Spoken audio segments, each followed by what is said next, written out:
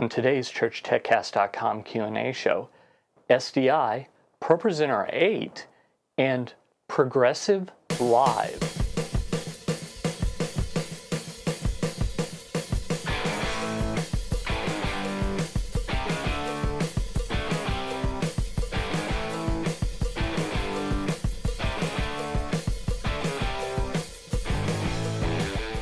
Hi, and welcome again to the ChurchTechCast.com Q&A show. This is the show where every week I answer your church tech questions. My name is Paul Allen Clifford. I'm your host, and I'd love for you to ask your questions. So just do that below the video. Now, if you're listening to the audio podcast, there's no video for you to leave it under. No problem. Just go over to trinitydigitalmedia.com/CTCQA for Church Tech Cast questions and answers, and leave your question under one of those videos. Doesn't really matter which, although if you want to find this one, that's cool. So, Koko, on an article I wrote for ChurchMag, says, Paul, thanks for your article. You're welcome. Currently, I am using an analog video coax cable for our church. 3 IMAG cameras feeding video to our datavideo SE500 switcher and going to an Edirol V4 mixer to mix the IMAG feed and text lyrics from EasyWorship. Then it goes to video amplifier and distributed to 4 LCD TVs, 1 main projector, 1 hard disk recorder. Okay. We are planning to buy a new IMAG camera to replace an old dying Sony miniDV camera. I plan to get a second-hand Sony EX1 because it has SDI output, and if we change our switcher in the future, it will be compatible. Plan switcher, BlackMagic, Production Studio 4K. Okay, that all makes sense. Our main projector has HDMI but no SDI. It is located around 120 feet from our control room, going through wall and ceiling. If I use the new mixer, what kind of cable do you recommend to feed the projector? Is HDMI over Ethernet cable, or run SDI and get an SDI to HDMI converter at the end of the cable? Okay, so I guess all that to say, as long as you've got RG6 that you're running your composite video signal through, because that's what it sounds like to me, you're doing this all composite, then it should be a pretty simple transition to go to SDI, because SDI also runs through RG6. So as long as you've got enough bandwidth on that cable, because it's RG6 or RG6U or something like that, a shielded RG6, then I think that that would be the better way to do it, because you won't have to run a new cable. You see, the problem with HDMI is it's designed for consumer use. So up until probably a year ago on HDMI.org, it listed a long cable run as being 10 meters. Now, for us stupid Americans, 10 meters is around 33 feet. So you are about 4 times that. You're right in saying that it just really won't work over that distance. You could go do a Balin and go over Cat 5, but Cat 5, Cat 6, Cat 5e, whatever it requires. But I've run into a few people that, because HDMI can be a little wonky, they ran into problems where if there was an interference with the ground, a ground loop, hum, dirty power, anything like that, they would lose the signal. In fact, a friend of mine who's an integrator, he installed a system, and every time he was there, it worked perfectly. But during the church services on the weekend, he had a problem. So he was trying to figure out why this was, and he finally convinced the church to turn everything on. And he slowly eliminated things. It turns out it was the furnace. The furnace was adding some interference to the ground, which was causing some issues. And so as soon as he replaced that, that made the problem go away. So I'm a little hesitant to recommend balun for HDMI, you know, going over Ethernet type cable, not strictly speaking Ethernet, because it's not a network, it's using that same kind of cable, because of this story that I've heard. I also do some freelancing for a local AV firm, and they put in these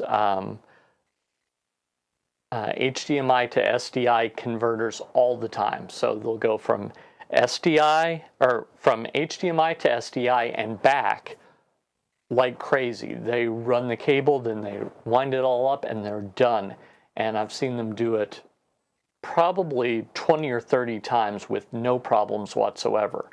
So that's another reason, you know, given that they're using the same stuff over and over and over again, it seems a little hardier, and given that you already have that, also makes me think that that's probably the way to go. Love Ellie on Google Plus says, how can I work with ProPresenter 8? Please, anyone. Okay, so what you want to do is you want to find a professor named Doc Brown. He has a DeLorean from 1984, 1985, something like that. Now, make sure that he has recently filled up the Mr. Fusion, and make sure that the gas tank does not have holes in it, and hop in.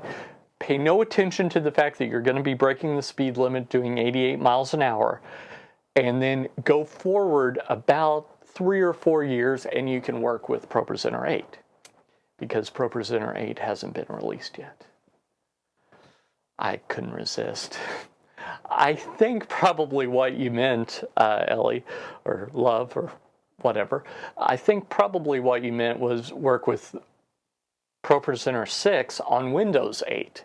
If that's the case, ProPresenter 6 has just recently released a beta that they're working on to firm up. A lot of people have had good luck with it.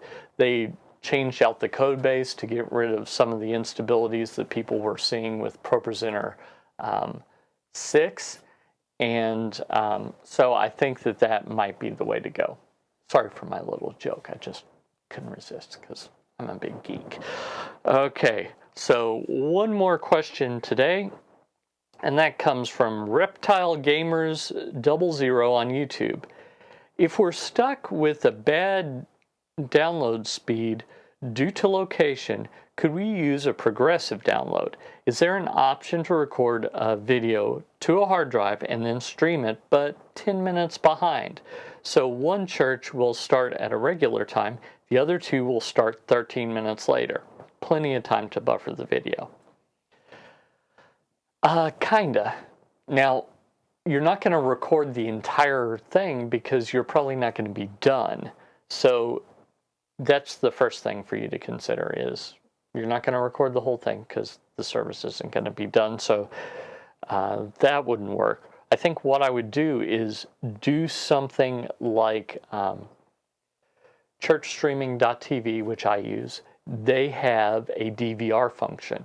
So I would go with the streaming provider that has a DVR function and have them start the stream, 13 minutes when it's actually live, but pause it, let it download those 13 minutes, and then unpause it at the 13-minute mark. I think that's probably the closest to what you have.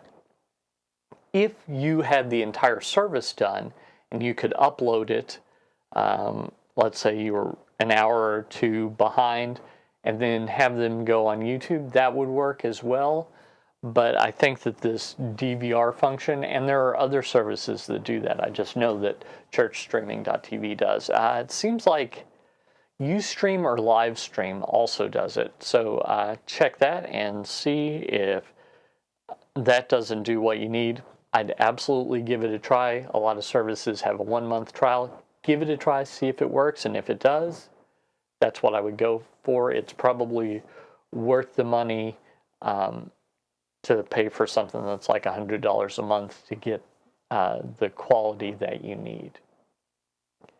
Well, I hope that helps you. I hope that one of those was one of your questions. And if not, just leave your question below the video, or head over to trinitydigitalmedia.com/CTCQA. Either way.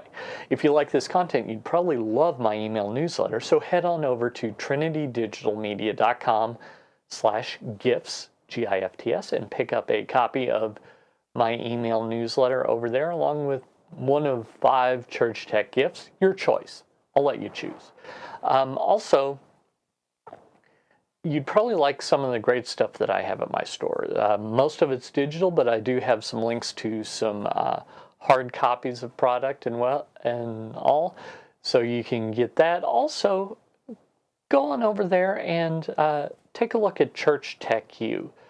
Located at ChurchTCQ151218, I have a community of Church Tech people that I'm getting started, and the ability for people to interact and just consume all the other things that are available on the trinitydigitalmedia.com/store page. So for one low monthly or yearly price, depending on which way you go, it can be as inexpensive as about 54 cents a day.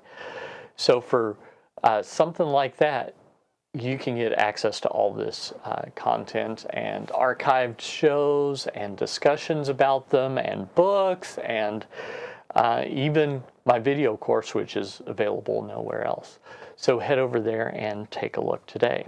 Until next time, this is Paul Allen Clifford with trinitydigitalmedia.com. Go out and change eternity.